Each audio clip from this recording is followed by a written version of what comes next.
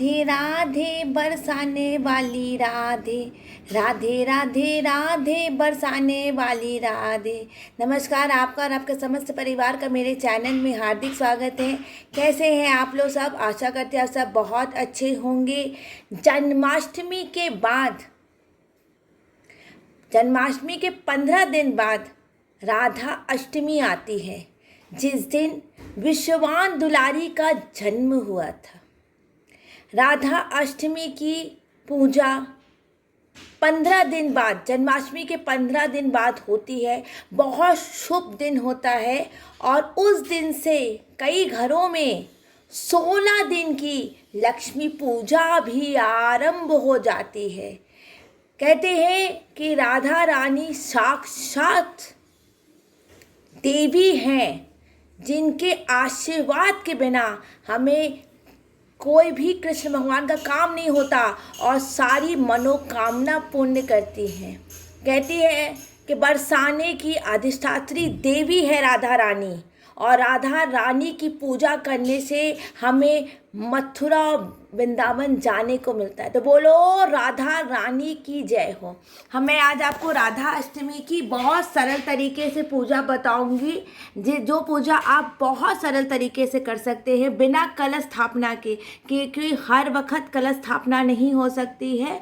और जब भी हम राधा रानी या कृष्ण भगवान की पूजा करते हैं, मिट्टी का बर्तन ज़रूर रखते हैं, क्योंकि मिट्टी के बर्तन भगवान को ब्रज की मिट्टी बहुत पसंद है और मिट्टी का बने हुए सामान भगवान को पसंद है। तो अब कलश की जगह हम एक मिट्टी का पात्र रखेंगे और बहुत सरल तरीके से विश्ववान दुलारी राधा रानी की पूजा करेंगे। अगर आपके पास मूर्ति है या तो गोपाल जी हैं, तो उसको आप राधा रानी बना के आप पूजा कर सकते हैं, एक चुन्नी डाल के।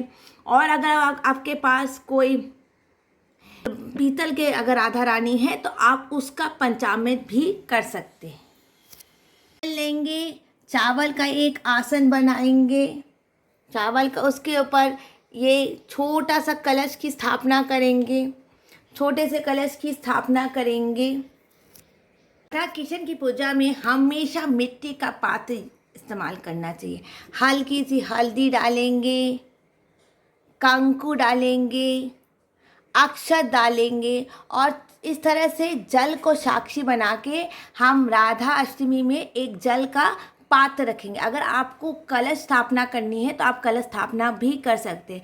ऐसे हमारे घर में गणेश जी कलश स्थापना है, इसलिए हमने सिर्फ एक जल का पात्र यहाँ पे रखा है। आप दीपक कलश भी कर सकते हैं या तो फिर नारियल कलश भी आप स्थापित कर सकते हैं। मैं आपको बहुत सरल तरीके से पूजा बता रही हूँ, जैसे आप भागदौड़ के जीवन में आप कर सकते हैं। उसके बाद भगवान को, हम राधा रानी को इस तरह के वस्त्र पहना के रखेंगे, एकदम सरल तरीके से। मैंने चित्र के साथ आपको बताऊंगी कैसे राधा अष्टमी की पूजा, कि हर के पास मूर्ति नहीं होती है और हमसे पूजा कर सकते हैं। ऐसी राधा अष्टमी की पूजा, छोटा सा आप ऐसा कोई भी लाल कपड़ा भगवान को लगा के रखिए। और राधा कृष्ण की पूजा हमेशा साथ होती है, राधा अष्टमी में भी पूजा हो सकती है। और मैं पहले कर देती हूँ, गोपाल जी की पूजा भी आप गोपाल जी को भी आप राधा मान की पूजा कर सकते हैं। कहते हैं कि बाके बिहारी का भी ऐसा ही स्वरूप है, राधा रानी एक साथ है। हाथ में पुष्प लेकर संकल्प करेंगे कि आज मैं राधा अष्टमी की पूजा कर रही हूँ। भाद्रपद के शुक्ल पक्ष की अष्टमी के दिन मैं राधा अष्टमी की पूजा कर रही हूँ। अपना गोत्र बोलेंगे, अगर आप विवाहित हैं तो अपने पति का गोत्र बोलेंगे, और अगर आप विवाहित नहीं हैं तो पिताजी का गोत्र बोलेंगे। और भगवान से जब आप संकल्प करें तो कृष्ण भगवान का भी नाम लें। विश्ववान दुलारी कृष्ण प्रिया राधा जी की मैं पूजा कर रही हूँ, और सब परिवार जो घर में है और जो बाहर हैं उनका नाम लेकर संकल्प करके हम राधा रानी के सामने 2 फूल, हमेशा 2 फूल चढ़ाए जाते हैं, एक कृष्ण भगवान का, एक राधा रानी का।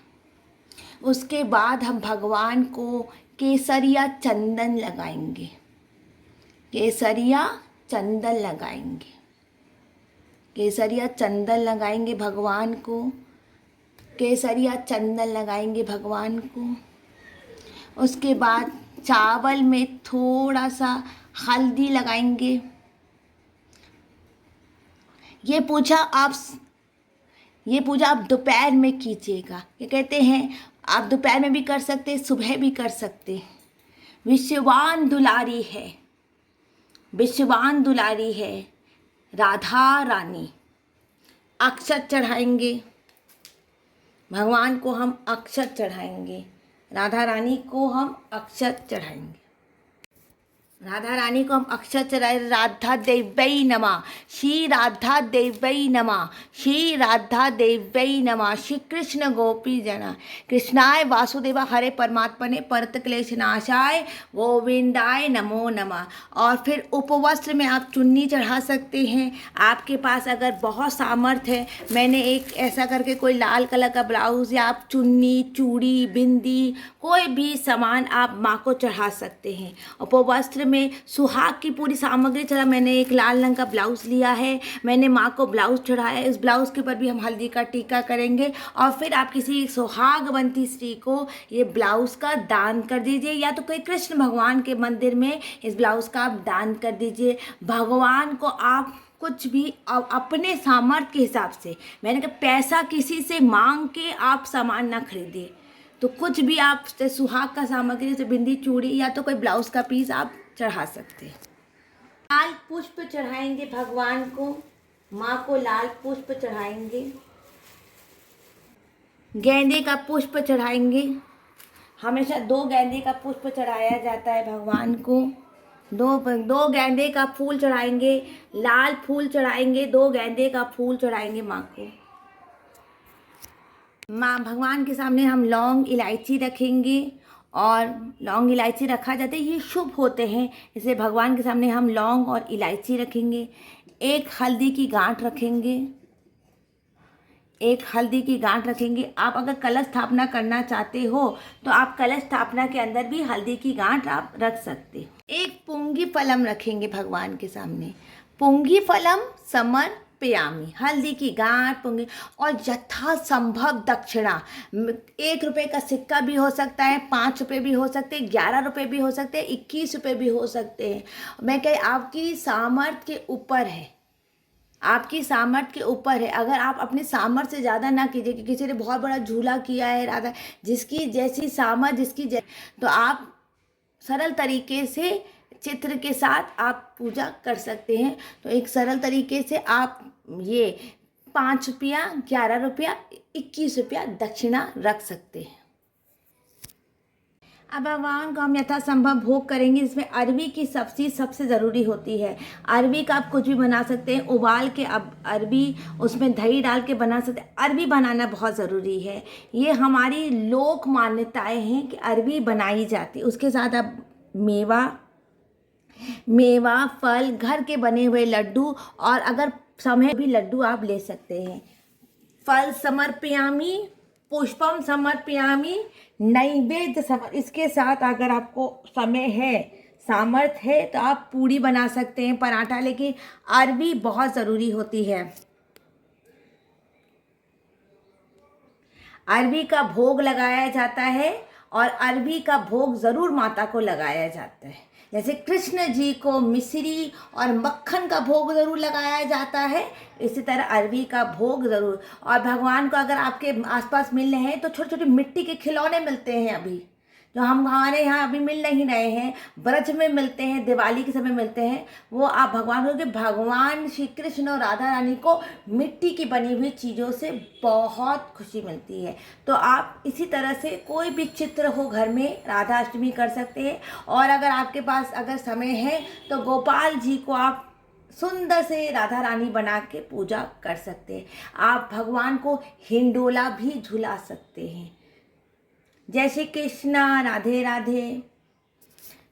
नैवेद्य समर्पयामि, नैवेद्य समर्पयामि, नैवेद्य समर्पयामि, नैवेद्य समर्पयामि। पानी हमेशा घुमाना चाहिए।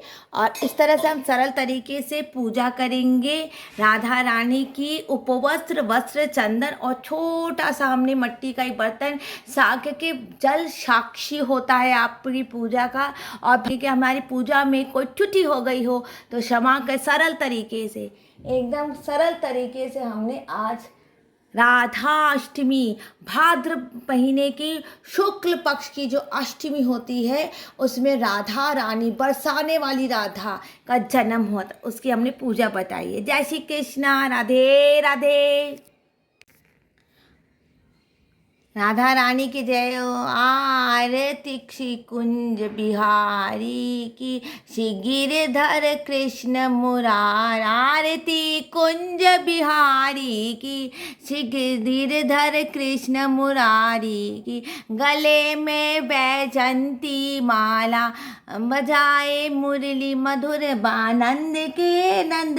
श्री आनंद चंद श्री गिरधर कृष्ण आरती कुंज बिहारी की। और आरती को हमेशा ठंडा करना चाहिए, हमेशा ठंडा करना चाहिए। आज बहुत शुभ दिन है, राधा अष्टमी बहुत शुभ दिन होती है। लक्ष्मी जी आरंभ हो जाती है, 16 दिन की लक्ष्मी पूजा आरंभ हो जाती है। भाद्रपद के शुक्ल पक्ष की अष्टमी से, राधा अष्टमी से 16 दिन की बहुतों के घर में लक्ष्मी पूजा आरंभ हो जाती है। तो जय श्री कृष्णा, राधे राधे। वीडियो को यहीं पर मैं एंड करती हूँ। कृपा करके मेरे चैनल को लाइक कर दे, सब्सक्राइब कर दे। जय श्री कृष्णा, राधे राधे, राधे राधे।